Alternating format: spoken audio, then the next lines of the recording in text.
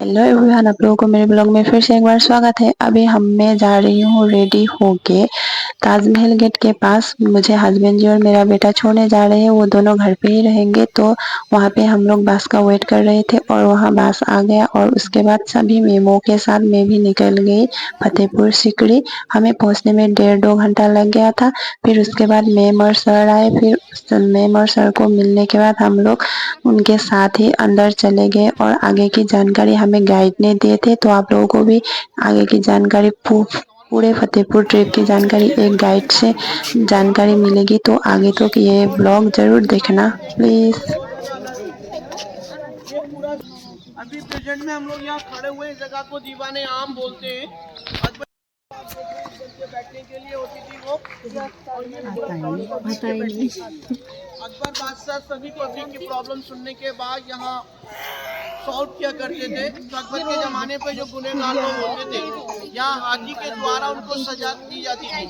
तो जैसे पत्थर आप देख रहे हैं में जो बना हुआ है, ये हाथी के मारने के लिए उस जमाने पर हाथी के द्वारा हिंदुजी महारानी जोधाबाई तीनों के पैलेस बने हुए हैं। जैसे हमने ये दीवाने खास देखा, अंदर गेट से एंट्री करके नहीं दीवाने खास देखेंगे। आइए आप लोग।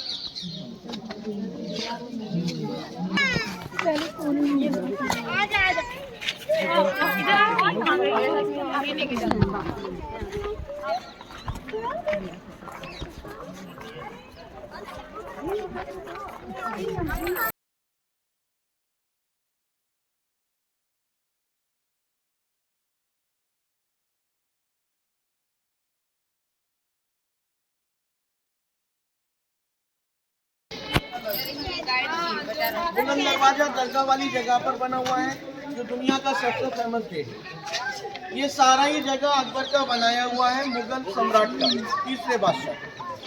ये अकबर की अपनी राजधानी रही। अकबर फतेहपुर सीकरी बनाने का रीजन मेन मकसद था, क्योंकि अकबर को यहाँ से बेटा हुआ था मन्नत और मुरादों से, बाबा सलीम चिश्ती के आशीर्वाद से।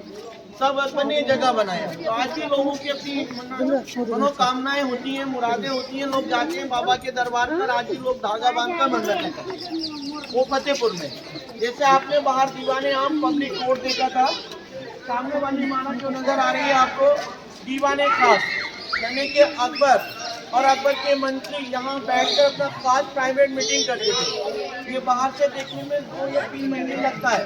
अंदर जब आप लोग जाएंगे, इसको देखेंगे भीतर से, ये पूरा बिल्डिंग एक सिंगल इमारत है, यानी कि सेंटर में इसमें पिलर है, जो सारा बिल्डिंग उस पर टिका हुआ है। बिल्डिंग नजर आ रहा है सामने, वो उसका खजाना महल था, रानियों के खजाना रखने की जगह, इसीलिए उसको खजाना महल बोलते हैं। खजाने महल और रूम गैलरियां बनी हुई हैं, जो जमाने पर तीनों रानियां मिलकर अपनी दासियों के साथ छुपा छुपी आस पास खेलती थी, हाइड एंड सीक। उसको खजाना महल आग चोली के नाम से जाना जाता है। और ऊंचा इमारत सिंगल डॉम वाला जो बिल्डिंग आपको नजर आ रहा है उधर, वो बिल्डिंग का नाम है पंचमहल, यानी कि 5 मंजिल इमारत। उस पंचमहल बिल्डिंग में कोई वॉल नहीं है, सारे पिलर है नीचे से ऊपर तक, 176। पंचमहल को अकबर ने हवा के लिए और शहर के नज़ारे के लिए बनाया था, इसीलिए इसको लोग हवा महल बोलते हैं। और ये हवा महल नहीं है, यानी कि हवा महल एक इंडिया में जो राजस्थान जयपुर में है। अकबर बादशाह रानी के साथ वहाँ बैठकर ठंडी हवा का आनंद लेते थे और शहर का नज़ारा देखते थे। मुस्लिम रानी ईद बकरीद का चांद देखने के लिए जाया करती थी उधर, और हिंदू रानी जोधाबाई सूरज को जल देने के लिए जाती थी, और मुस्लिम रानी वहाँ रात के समय पर फुल मून का व्यू देखने के लिए। इस रीजन से अकबर ने इस जगह को बनाया था पंचमहल इमारत को, तो उसको लोग हवा महल के नाम से जानते हैं, पर वो पंचमहल ओरिजिनल में 5 मंजिल वाली इमारत।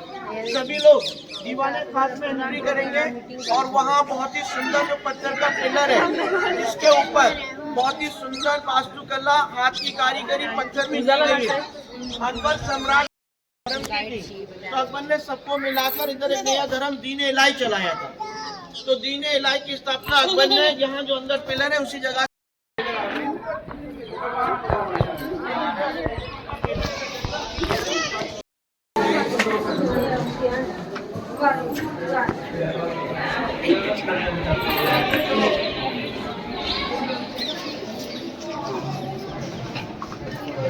अच्छा सभी लोग आ गए, सुनिएगा आप लोग, आप लोग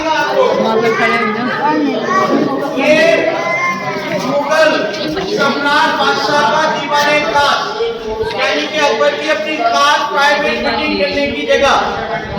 शहंशाह अकबर इसके ऊपर पिलर पे जाकर बैठे थे बीच सेंटर में, और इस साइड में जो विंडो आप देख रहे हैं बालकनी, वहाँ के मंत्री यानी कि मंत्री होते थे नौरत्न वजीर, और इसके जाने के दो रास्ते बने हुए हैं, एक रास्ता इस साइड में है और दूसरा रास्ता उस तरफ बना हुआ है दीवार पे, जो अभी गवर्नमेंट ने बंद कर दिए।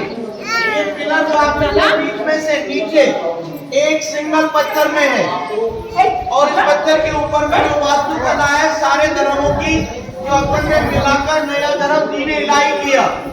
दीन-ए इलाही की स्थापना अकबर ने इसी जगह से की 1582 में, और दीन-ए इलाही का मतलब ये होता है कि अकबर बादशाह ने किसी धर्म को चेंज या बदला नहीं, सबका मान सम्मान और सबको साथ में लेकर ये धर्म चलाया। तो अकबर बादशाह सब धर्म को मानते थे। ऊपर में जो डिजाइन ब्रैकेट के, क्या आप लोग एक कैप देख रहे हैं, घंटियां, जैसे मंदिर में घंटियां होती है, कमल लोटस होता है, वो डिजाइन है ऊपर वाला। ये लाइन में देख रहे हैं पर्शियन का डिजाइन है ये वाला। इसके नीचे जो मेहराब है वो मस्जिद का है, मुस्लिम का। बीच में छोटी विंडो जो लगी हुई है पर्शियन कैथलिक का। ये कमल के फूल का लोटस का डिजाइन है राउंड में, ये बुद्धिस्ट के धर्म का है चारों तरफ। और ये वाला मुस्लिम की सुराई बनी है जिसमें परफ्यूम रहता था, जिसका नाम उमर खयाम था। तो आप देखिए सारे धर्मों की डिजाइन एक पिलर के द्वारा। तो अकबर बादशाह यहाँ धर्म की बातें भी करते थे, राजनीति की बातें करते थे, सारा इसी पे टिका हुआ है। तो दीवाने खास महल और इबादत खाना। आगे चलेंगे, आपको बादशाह अकबर के चौपर खेलने की जगह बताएंगे जो जमाने पर शहंशाह चौसर खेलते थे। आगे चल के देखेंगे उसको, आइए।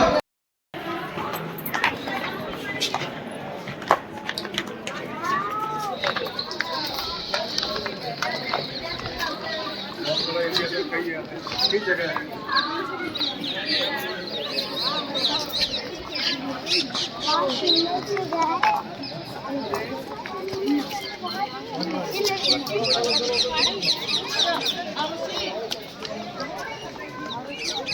नीचे से ऊपर तक पिलर है, सामने बिल्डिंग आप देख रहे हैं हमारी पाठशाला होता था। ये उस जमाने पर लड़कियों के लिए पाठशाला था, रॉयल फैमिली के लिए। और ये दीवाने आम जाने का रास्ता शहंशाह के लिए, जो बाहर से आपने और यहाँ थोड़ा आगे आइएगा, ये ग्राउंड पर देखिएगा, यहाँ ये चौपर खेलने की जगह।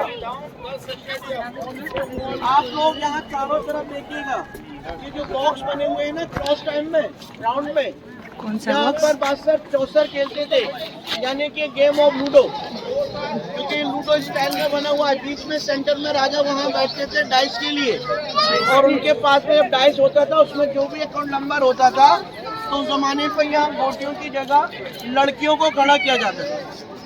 जो लड़कियों की अलग अलग कलर की ड्रेसें होती थी 4 कलर में, और यहाँ टोटल 12 लड़कियाँ खड़ी रहती थी। जब अकबर वहाँ डाइस चलते थे अकॉर्डिंग के नंबर के तहत, तो लड़कियों को जंप करके नहीं एक दूसरे बॉक्स में यहाँ चलना होता था। गेम होता है, 2 लोग खेलते हैं, हार जीत होती है, पर बादशाह अकबर इस गेम को अपने उस जमाने पे टाइम पास करने के लिए खेलते हैं। तो आप देखिएगा उस जमाने का एक लाइव लूडो है जिसको हिंदी में चौसर बोलते हैं, और अकबर बादशाह जब यहाँ खेलते थे तो अपने एक तरह का मनोरंजन ऑलवेज खेलना, क्योंकि अकबर के कोई साथ में नहीं खेलता था। तो ये अकबर के जमाने का चौपर खेलने की, जो आपने महाभारत में भी देखा होगा, जो मामा सुग्रीव ने पांडवों के साथ में खेला था कोड़ों के द्वारा। तो यहाँ मोहरे जो है लड़कियाँ होती थी पत्थर की गोटियाँ में। तो अभी आप लोग यहाँ फोटोग्राफ कर लीजिएगा, फिर आगे चलकर आपको अलग बताएंगे। आगे भी बहुत जगह को आप लोगों को किसी को भी फोटोग्राफ लेने तो यहाँ ले लेना, वापस आप लेके नहीं करनी है, वीडियो ही बनाना है। अच्छा नहीं, जो भी वीडियो वगैरह लेनी है तो आप लेते हुए चलना। क्योंकि क्या है, क्योंकि यहाँ से देखते हुए फिर दरगाह वाली साइड जाएंगे, यहाँ लोग जो चादर चढ़ाते हैं, मन्नतें करते हैं, वो दरगाह अलग है, क्योंकि फिर वहीं से हम लोग बाहर निकल जाएंगे। इसीलिए आप लोगों को अगर आप मैं चीज़ दूँ आपको, अगर किसान ना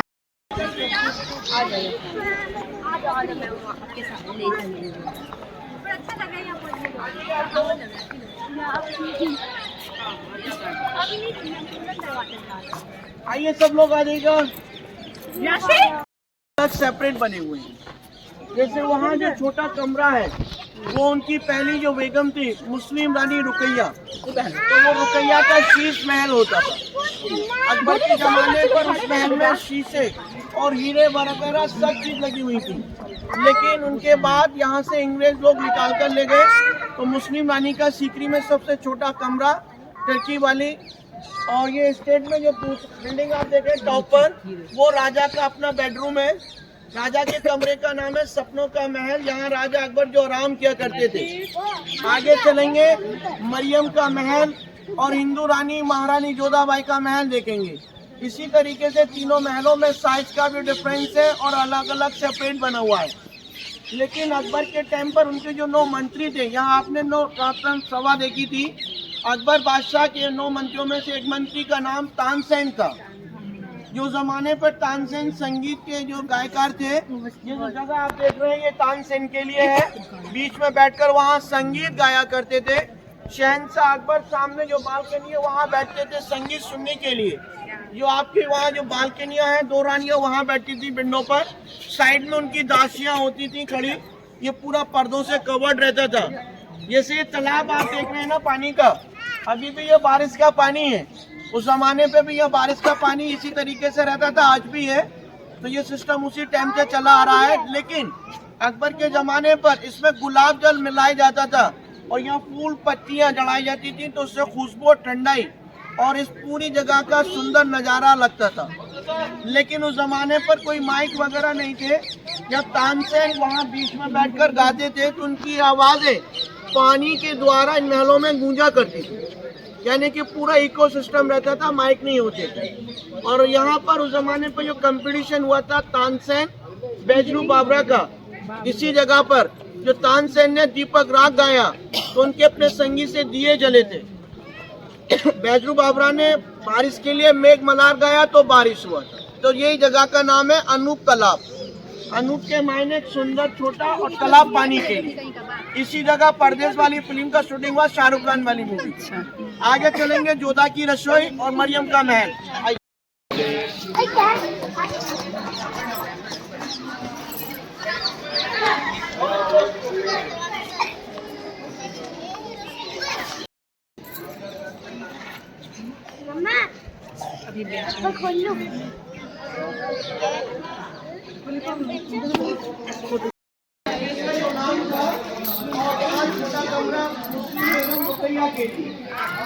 रुकैया के कमरे को शीश महल बोला जाता था और इसको सुनहरा मकान। अकबर के जमाने में महल गोल्ड पेंटिंग से तराशा हुआ था, तो इसीलिए इसको सुनहरा मकान बोला जाता था। और लेफ्ट में जो आप देख रहे हैं वहाँ जोधा की रसोई बनी हुई है, उनका अपना बावर्ची खाना, और दूसरा रसोई घर इधर बना हुआ है साइड में। 2 रसोई घर थे, वेज और नॉन वेज, शाकाहारी और मांसाहारी। वो जोधा का था अपना शाकाहारी और दूसरा वाला मांसाहारी था। और ये दीवार पर जो सीढ़ियाँ आपको नजर आ रही है ओरिजिनली, यहाँ से ये रास्ता अकबर के बेडरूम के साथ आना जाना कर सकती थी सीक्रेटली, इसको कभी क्लोज किया हुआ है। लेकिन सामने वाली जो इमारत आप देख रहे हैं पेड़ों की जगह, वो जमाने का मीना बाजार एरिया था। जो भी रानियों की अपनी जरूरत चीजें होती थी तो वहाँ बाजार लगता था, तो शॉपिंग सेंटर वहाँ रहता था उनका, जिसको मीना बाजार। ये लेफ्ट हैंड साइड में जोधा की किचन का डिजाइन, पत्थर की कारीगरी दीवार पर, और बीच में सभी डिजाइन जो आप देख रहे हैं वो सभी कानों के झुमके हैं। हर झुमके का डिजाइन अलग अलग है। देखने में आपको और झुमके कैसे नजर आएंगे, 100 से ऊपर झुमके हैं। अभी हम लोग यहाँ से सीधे जोधा के महल में जाएंगे तो उनका मंदिर और जोधा का महल देखेंगे। वो वाला झुमका है, डिजाइन लेके बनाना है जोधा का झुमका। उस जमाने के सुंदर देखिएगा डिजाइन, कानों के इयरिंग। सभी हम लोग वहाँ जाएंगे, जोधा के महल में एंट्री करेंगे, उनका मंदिर, उनका कमरा देखेंगे। सभी लोग अंदर आइएगा जोधा के महल में।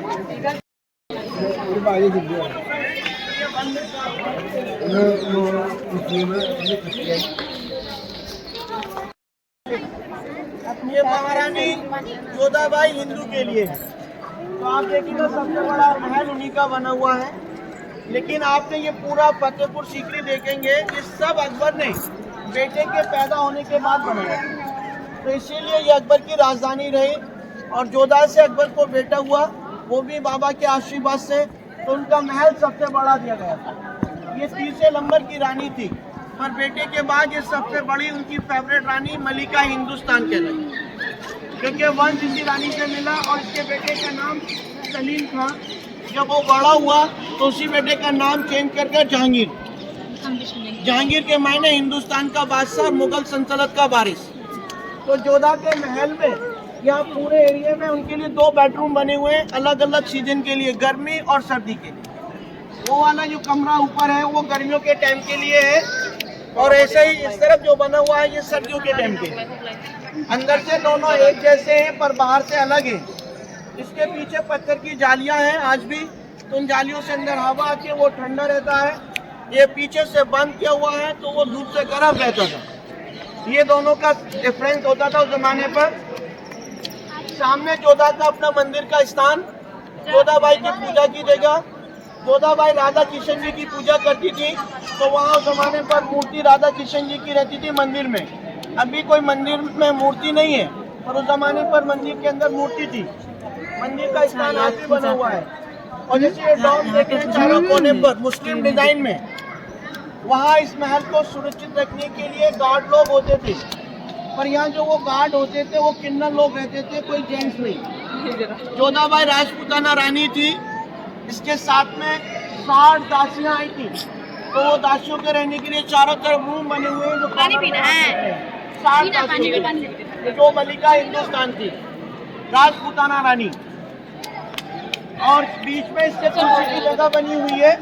यहाँ तुलसी के लिए था वो आंगन के अंदर जिसे तुलसी रहती है। जोधाबाई मंदिर के बाद तुलसी की पूजा पाठ करती थी। आप देखिएगा काफी बड़ा महल है अंदर, लेकिन इस महल का रास्ता एक ही दिया गया है। जिस रास्ते से हमने अंदर में एंट्री की है, देखने के बाद उसी रास्ते से बाहर जाएंगे। और बाहर जाने के बाद राइट हैंड साइड से इसके बाहर जाकर 100 मीटर चलकर फतेहपुर जो दरगाह बुलंद दरवाजा वहाँ जाएंगे। लेकिन वहाँ जूते वगैरह अलाउड नहीं है। अंदर जाने से पहले एक ही ग्रुप में एक ही जगह जूते खोलेंगे, तब अंदर हम लोग जाएंगे। वहाँ के बारे में उधर बताएंगे। सब लोग मस्जिद दरगाह है, रस्सी वगैरह बांधने देख कर नीचे। तो जैसे लोग आते हैं, लोगों की अपना मन्नतों की, तो बाहर से प्रसाद या चादर लेकर जाते हैं, और उसमें फूल होते हैं, धागे होते हैं। वाह, तो वहाँ चादर चढ़ा देते हैं अंदर में, तो जाते हैं धागे। अच्छा, ये सबसे अच्छा लाइट ये दरगाह है।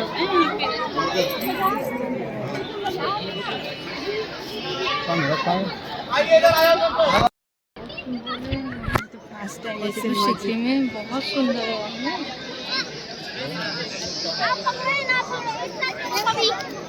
वो तो चली गई यार।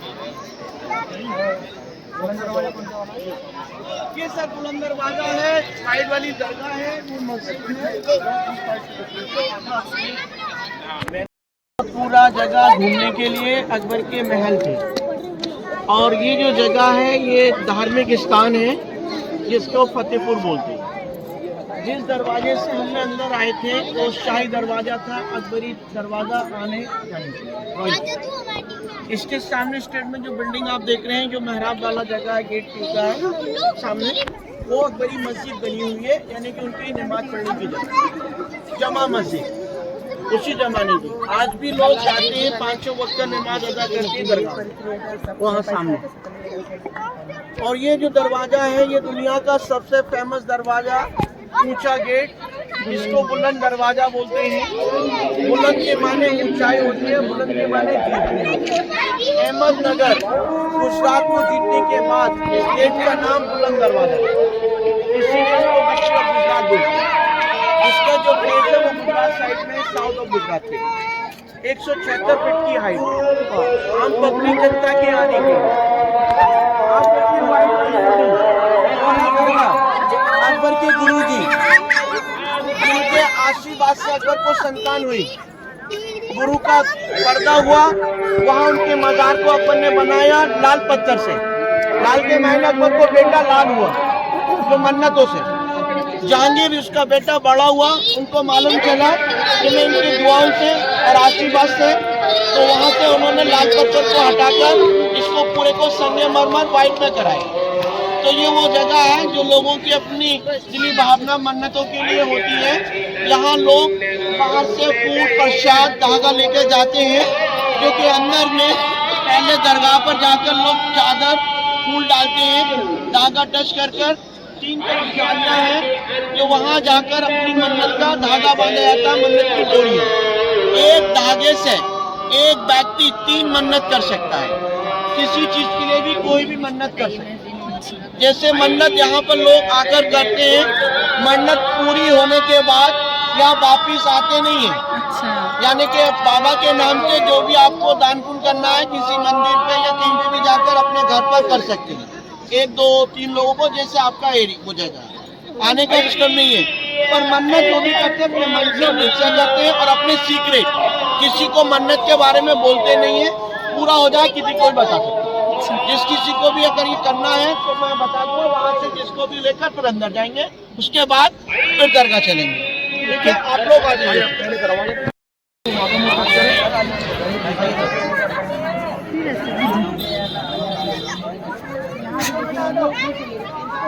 ओह माय गॉड, कितना बड़ा है।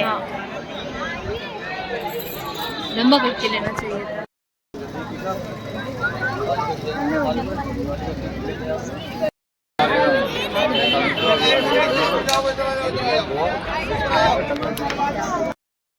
तो देखिएगा सामने से मिलेंगे और फिर हम लोग अंदर चलेंगे दर्शन कर धागे बांधकर। फिर उसके बाद हम लोग घर चले आए। रात को करीब 8-9 बज गए थे घर पहुंचते ही।